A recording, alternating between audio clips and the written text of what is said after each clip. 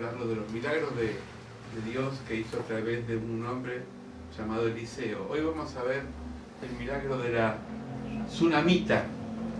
Tsunamita porque vivía en Tsunamia, pero en realidad no se sabe el nombre. Dice, aconteció también en un día pasaba Eliseo por Sunem y había allí una mujer importante que le invitaba insistentemente que comiese. Ahora vamos a ver cómo era esta mujer, con quién vivía y qué le faltaba, porque siempre algo nos falta, ¿no? El jueves vimos que Dios usa a este hombre para sanar a una viuda, mejor dicho, bendecir a una viuda con el aceite. ¿Se acuerda que multiplicó y pudo pagar sus deudas y sus hijos no fueron esclavizados?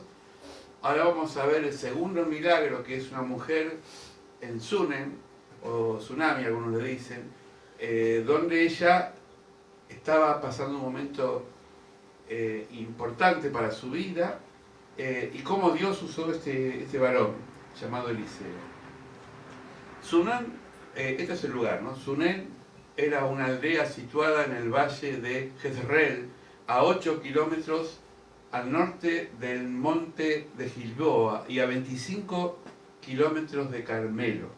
Se calcula que para llegar desde Sunem al monte Carmelo en caballo o en burro, que era lo que se usaba también para trasladarse, tardaban de 5 a 6 horas, es decir que hoy 25 kilómetros en un auto lo hace enseguida, pero en esa época en un animal de sangre, de atracción de sangre, tardaba mucho. Así que había una distancia entre el monte Carmelo, que era un poco la casa donde habitaba Eliseo, y también dice que era un lugar donde él iba a orar. El monte Carmelo, así como el monte Sión, en la Biblia fueron montes que Dios se manifestó de una forma muy especial. Ahí es donde Eliseo tenía comunión con Dios. Allí vivía una mujer extraordinaria, es decir, en Sunem, de la cual no se menciona su nombre, si no sabemos cómo se llamaba ella, se la conoce por la tsunamita, ¿no? Es como si nosotros somos de San Isidro, seríamos sanisidrenses, ¿no? Vieron que se les pone el nombre más o menos del lugar donde se habita. Ella era una mujer estéril, es decir, tenía marido, pero no tenía descendencia. Lo tenía todo, pero le faltaba para ese entonces el privilegio de ser madre. Dentro de la época de la Biblia, la maternidad tenía que ver con la sucesión familiar y también era muy importante para ese contexto de la historia. Vamos a leer algunos pasajes. Dice Segunda de Reyes, capítulo 4, del 8 en adelante, dice: y aconteció también que un día pasaba Eliseo por Sunem. Es decir, Eliseo iba caminando y allí una mujer importante, no se sabe lo que ella tenía, si era importante porque tenía un cargo, porque era reconocida, pero acá dice la Biblia que era importante. Y que le invitaba insistentemente a que comiese, y cuando él pasaba por allí, veía la casa de esa mujer, y ella dijo a su marido: he aquí, ahora entiendo que que siempre pasa por nuestra casa es varón de Dios. Es decir, le dijo a su marido que el que pasa por su casa es un siervo de Dios. Yo te ruego, le dijo al marido, que hagamos un pequeño aposento de paredes y pongamos allí cama, mesa, silla y candelero, para que cuando él viniese a nosotros se quedase en él. Y aconteció que un día vino él, es decir, Eliseo, por allí y se quedó en aquel aposento y allí durmió. Fíjense, sin conocer, porque a alguien que es extraño y pasa por la puerta de la casa no puede decir: vamos a hacer una pieza para que esta persona cuando venga se quede con... Evidentemente, este hombre tenía algo, es decir, Eliseo irradiaba algo, que era la presencia de Dios. Y la presencia de Dios también se percibe, así como hay gentes que pasan, que las cruzamos en el camino, que son presencias del mal, y uno percibe que, ¿no? Como dice la gente, hay una vibra en algunas personas que, ¿no? En este hombre irradiaba presencia de Dios. Y esta mujer percibió, no sabía por qué, que si él se quedaba a pasar unos días, es decir, si lo alojaba, su marido, algo iba a pasar. Esto es fe. El texto clave sería, y ella dijo a su marido, he aquí ahora yo te entiendo que este que siempre pasa por nuestra casa es un varón santo. Nosotros, hermanos, tenemos el Espíritu Santo. Y el Espíritu Santo nos ayuda a discernir muchas veces con qué personas tratamos. Por eso tenemos una ventaja, porque el Espíritu Santo nos advierte, nos da señales. A veces nos habla por sueño, a veces nos habla por una palabra, a veces nos habla por la intuición, a veces percibimos, pero siempre el Espíritu Santo está comunicándonos de que algo va a pasar. Ayer, por ejemplo, yo no soy mucho de darle importancia a los sueños, pero a veces los sueños tienen una relación con... Y no se lo conté a mi esposa, pero se lo conté a Joaquín, que está cocinando. Y soñé que mi hijo más grande tenía acá como un tajo en el sueño, ¿no? Como que había tenido una pelea. Y bueno, él es muy callado, es silencioso, seguramente que no quisiera decir lo que yo voy a decir ahora, pero él fue el que compró todos los juguetes y los donó para que los chicos de ayer tenían regalos. Es decir, muy dadivoso, pero al mismo tiempo es reservado, ¿no? Y ayer vino lo llamé para que quería dar gracias, estuvo un rato a la parrilla y tenía acá un chichón. Digo, ¿qué te pasó? Y dice, no, jugando con un amigo, empezamos a jugar y después nos agarramos trompada y me pegó una en serio y acá me quedó así el ojo, ¿no? Y vos sabés que yo te soñé.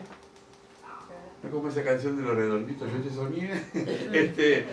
Te soñé que estabas así. Y dice, sí, a veces pasa, dice. Y yo digo, a veces son sueños y nada más. Dicen los psicólogos que el sueño, el 90% son recuerdos acumulados y que afloran en un momento.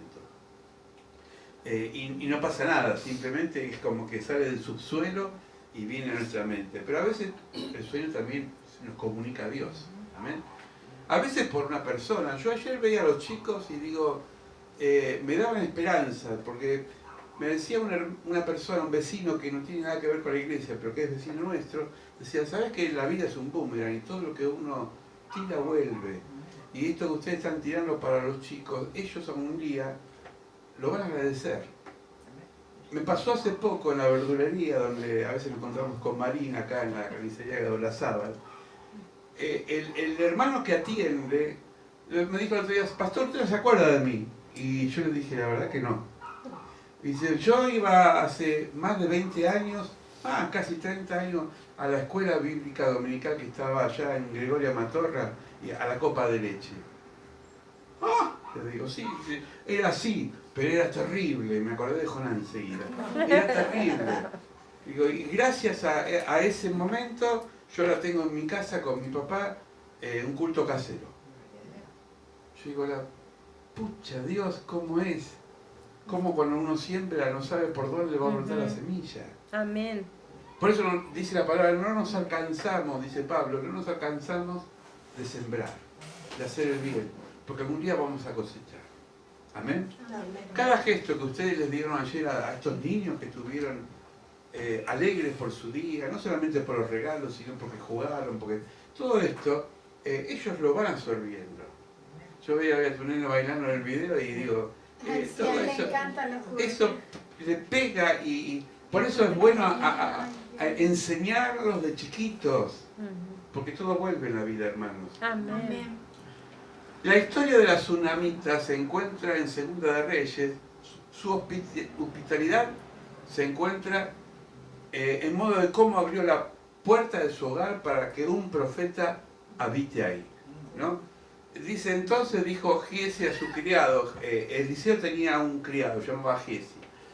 Llamá a esta tsunamita. Cuando la llamó, vino ella delante de él y dijo, entonces a Giesi, dile aquí que tú has estado solícita por nosotros con todo este esmero. ¿Qué quieres que haga por ti? Es decir, se sintió tan halagado el profeta, tan contenido, tan bendecido que quería retribuirle con algo, ¿no? ¿Necesitas que hable por ti al rey o al general de los ejércitos? Y ella respondió, yo habito en medio de mi pueblo. Y él dijo, ¿y qué pues haremos por ella? Y Giezi, el criado, respondió, he aquí que ella no tiene hijo y su marido es viejo. El criado hizo como mediador, ¿no? Es decir, importante, ¿no? Es decir, a veces uno no tiene toda la bola de cristal y no sabe las cosas, porque no somos adivinos. Pero es bueno comunicarnos y comunicar lo que le pasa al otro. No por chismoso, sino por decir, pastor, pastora, quisiera que ore por tal persona porque tiene una necesidad. O al hermano, decir a otro hermano, porque siempre hay un hermano de confianza o hermana de confianza, y decirle, quisiera que ore por esta persona. Es decir, ser puentes, ser nexos para ser de bendición. Ser puentes, ¿se entiende, no? Ser nexos. Ser personas de contactos para que otros sean bendecidos. Todo se recibe, todo se da y todos vuelven a nuestras vidas.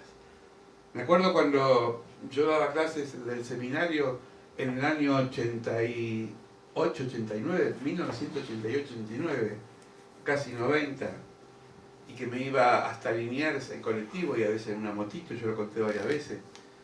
Un alumno de ese seminario, que muchos años después terminó siendo pastor, me lo reencontramos con la pastora, vino acá a predicar un día, una vez, y después de tantos años, miren lo que es la vida, la vuelta a la vida. Él nos llama y nos ofrece todo lo que es ahora el servicio de la cooperativa. Como a veces uno piensa que la gente sigue de largo y ahí termina la historia, pero la vida es cíclica. Por eso tenemos que siempre estar atentos a lo que Dios nos puede dar y devolvernos la bendición. Amén. Amén. Dice la carta a los hebreos, miren lo dibujito, yo esto lo pensé por si había un chico, pero también a los grandes nos gustan las imágenes, ¿no? Dice, no se olviden de practicar la hospitalidad, pues gracias a ella algunos, sin saberlo, hospedaron ángeles. Una de las prácticas que Dios quiere que seamos los cristianos es ser hospitalarios. A veces viene un familiar, a veces viene un amigo, dar una noche, si hay posibilidad, ¿no?, de que pase la noche, qué sé yo. Es decir, ser hospitalarios. Porque a veces Dios manda ángeles y no nos damos cuenta. ¿Amén? Hay ángeles, sí, que recibimos. Por eso hay que ser hospitalarios. Algunos dicen que el pecado de Sodoma y Gomorra, aparte de la promiscuidad que tenía ese pueblo, es porque no fueron hospitalarios con los ángeles. Es decir, ellos no le dieron hospitalidad. El único que recibió a los ángeles fue Lot. ¿Se acuerda? Es decir, la hospitalidad es importante. Abraham le dio hospitalidad a los ángeles y no sabía que eran ángeles. Vinieron 3 personas. ¿Se acuerdan que Abraham, qué estaba esperando? ¿Qué quería tener él y su esposa? Un hijo. Un hijo. Había concebido un hijo con Agar, la esclava, pero no era hijo de la simiente. Y sin embargo, se aparecieron 3 hombres y dice que estaba Abraham en la carpa ahí, los vio a ellos venir y le dijo a Sara, preparate una masa. Hoy serían unas tortillas, ¿no? Tienen esas picas que hacen en la calle, que son tan bueno. Algo así sería, sin levadura, qué sé yo. Y entonces les dio de comer a estas visitas. Y estas visitas no eran 3 hombres viajeros solamente, eran ángeles. Y uno de los ángeles le dijo a Abraham, tu esposa, que es estéril, que ya pasó los 90 largos, va a ser mamá. Dice que Sara se rió de la carpa, dijo, como diciendo, le falta un patito a esto. Y a Dios no se le escapa nada, porque ella se rió en silencio, pero todo lo que uno hace en silencio queda revelado y expuesto. Entonces le dijo a Dios, ¿por qué te reí? ¿En serio vas a quedar? No, yo no me reí, encima mentirosa. Quería negar que se había reído, pero Dios lo sabe todo. Y entonces al cabo del tiempo ella quedó embarazada y ahí nació Isaac, ¿no? Bueno, la historia de Abraham con la tsunamita es muy parecida y ahora vamos a ver por qué. Continuó la historia en Segunda de Reyes, dice, entonces dijo Giezi a su criado, llama a esta tsunamita, y cuando la llamó, vino ella delante de él. Es decir, También es importante ser obediente, porque ella puede decir, al final no, ella vino ahí a ver qué pasaba, tenía expectativas. Tenemos que tener expectativas de la vida, a ver qué pasa, porque siempre Dios nos habla cuando nosotros también tenemos capacidad de asombro. ¿Vieron? Como los chicos que estaban ayer asombrados viendo a ver qué iban a recibir, qué venía después. Los grandes también tenemos que ser así, tener capacidad de asombro, asombrarnos, porque siempre Dios nos sorprende. Como dice la pastora, Dios es un Dios de sorpresas, nos sorprende. ¿Qué haremos por ella? Mas la mujer concibió y dio a luz, dice más adelante, un hijo, al año siguiente de que Eliseo había dicho algo por ella. Es decir, él soltó la palabra, ella creyó por fe, y después de un año, porque hay que respetar las leyes que Dios estableció, si no es que le dijo va a tener un hijo y mañana quedó embarazada y al otro día parió, sino que tuvo que pasar el proceso de embarazo. Al año se encontró Eliseo y Giesi, que se había cumplido el milagro.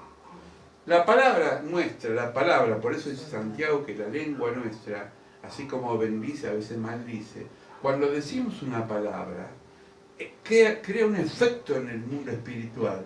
Soltamos palabras, y esas palabras, si son de fe, y si son realmente edificantes, y son constructivas, producen un milagro en el mundo espiritual, ahí hay muchas cosas. Pero si las palabras son de maldición, palabras feas, también produce un efecto en el mundo espiritual, pero negativo. Por eso es importante cuando soltamos palabras, que esas palabras sean realmente palabras de aliento. Amén. Palabras de fe. Palabras que nos den certeza de lo que decimos. ¿Qué pasó? En Segunda de Reyes, si seguimos leyendo, ven la imagen, el marido era anciano, ella era más joven, tuvo su bebé.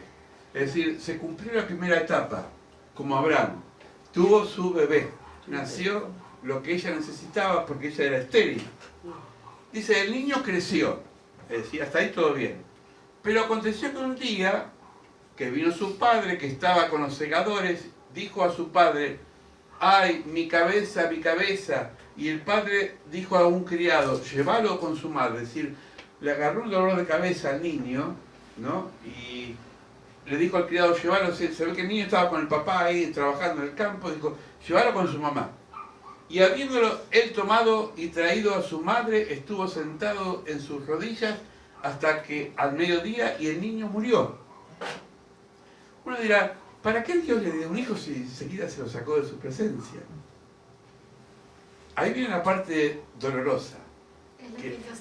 Es lo que uno no quiere. Pero vamos a ver que siempre hay un final en Dios. Ella, vamos a ver lo que hizo. Ella entonces subió, lo puso sobre la cama del varón de Dios y cerrando la puerta se salió. Es decir, en ese lugar donde el varón de Dios se había alojado, ella tuvo fe que algo había pasado. No salió corriendo, maldiciendo, diciendo, ¿por qué Dios? Si me lo diste, me lo quitas. ¿Qué hizo? Esperó. Lo mismo que Abraham, cuando Dios le pidió a Isaac, no dijo, Señor, tanto tiempo esperé ser papá y ahora me lo quitas. ¿Se acuerdan que Dios le pidió a Abraham que lo sacrifique? Dijo a Isaac, a su hijo, vamos a subir al monte y vamos a hacer un holocausto, un sacrificio. Y antes, en la época antes de Jesús, se sacrificaban animales. Pero Abraham sabía que el que tenía que sacrificar era su hijo. Locura. Sin embargo, obedeció, porque dice la carta a los romanos que Abraham creyó. Creyó. Y tuvo fe. Entonces fue al monte y le dijo a su hijo Isaac, papá, vamos a hacer el sacrificio. ¿Y dónde está el animal? Y entonces dice que puso Abraham a Isaac sobre el altar, sobre una piedra, y sacó un cuchillo y le dijo, vos vas a ser sacrificado. Miren la obediencia, ¿eh? ¿Qué padre mataría a su hijo? Cuando levantó su mano, Dios le habló y le dijo, no lo toques, veo que tu fe es grande. En ese momento se dio vuelta y se encontró en medio de unos pastizales, de unos arbustos, el cordero para el sacrificio. Es decir, Dios proveyó el sacrificio. ¿Qué estaba haciendo Dios en ese momento? Probando la obediencia y la fe de Abraham. A veces Dios nos prueba. A veces pasa con nuestros seres queridos, parece que están mal y nos desesperamos. Tenemos que confiar, porque si Dios nos dio la bendición, Dios la va a cuidar. Pero siempre hay un propósito. Amén. Sé que no es fácil, esto de decirlo es fácil, pero a veces Dios nos da un propósito por medio de la prueba. Ella encontró a su hijo muerto, pero no se desesperó y sabía que Dios tenía un propósito. Dice la carta a los Corintios, la segunda carta, capítulo 4, 18, dice, no mirando nosotros las cosas que se ven, las cosas que no se ven, pues las cosas que se ven son temporales, pero las que no se ven son eternas. Tenemos que tener ojos espirituales, hermano, y ver por fe más allá de las circunstancias. Esta mujer tuvo fe y creyó, no se desesperó y sabía que si ese hijo se lo dio Dios, aunque había muerto, había un propósito. ¿Cuántos dicen amén? Amén. Amén. Llamó a su esposo y dijo, te ruego que envíes conmigo a uno de los criados y las asnas para que yo vaya corriendo al varón de Dios y vuelva. Esto lo vemos en Segunda de Reyes. Dice que debía viajar 25 kilómetros montada en un asna hasta el monte de Carmelo, donde se encontraba el profeta Eliseo. Si Eliseo estaba en su casita, en el monte Carmelo, seguramente orando. ¿Qué viaje? Porque lo menos unas 5 horas para llegar a ese lugar para encontrar la bendición de Dios. A veces vivimos a una cuadra de la iglesia y no es ninguna indirecta, ¿no? Pero me ha pasado a mí también. Así. Yo ahora tengo una iglesia acá, pero a veces tuve que ir a la iglesia. Muchos años. La pastora también es testigo. Pero a veces vemos a la gente del campo que caminan para ir a la iglesia, es decir, parece que al tener todo cercano no lo aprovechamos, ¿no? Somos así los seres humanos. Y cuando falta, vamos. Pasa igual para las escuelas. Yo trabajé con maestras rurales. Decían, yo tenía una escuela del campo y los chicos viajaban casi horas para venir a la hora de clase. Y acá hay escuelas por todos lados y a veces no quieren ir. Así somos los seres humanos. Esta mujer no le importó los kilómetros, no le importó que tenía 5 o 6 horas en mula para llegar a la casa donde habitaba este varón. Tenía un solo objetivo y era bendecir y salvar la vida de su hijo. Amén.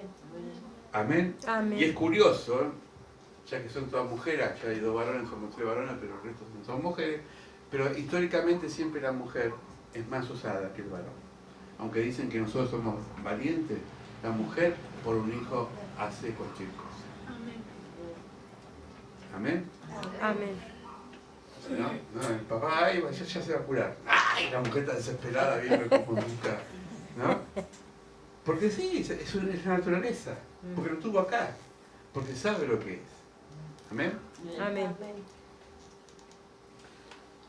Pedí yo hijo a mi Señor. Ella decía, al final, yo no le pedí un hijo, porque ella no le pidió a Eliseo. Yo quisiera comparar con otro pasaje de la Biblia. Ana, dice la primera de Samuel, Ana, la mamá de Samuel, era estéril.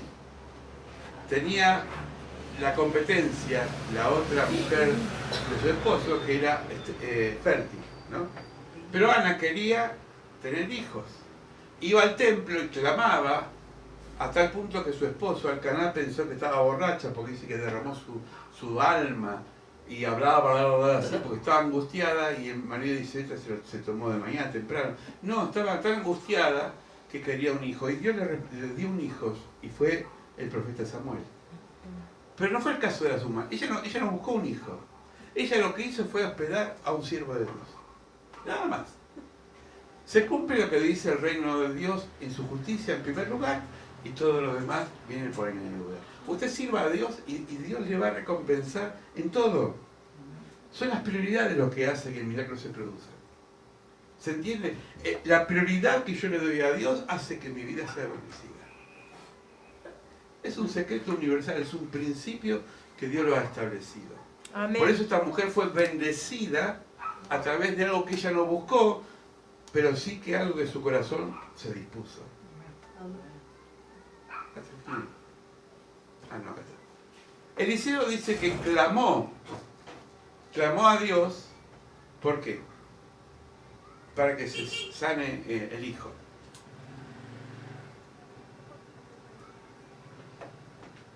Esto es muy importante y quisiera terminar con esto.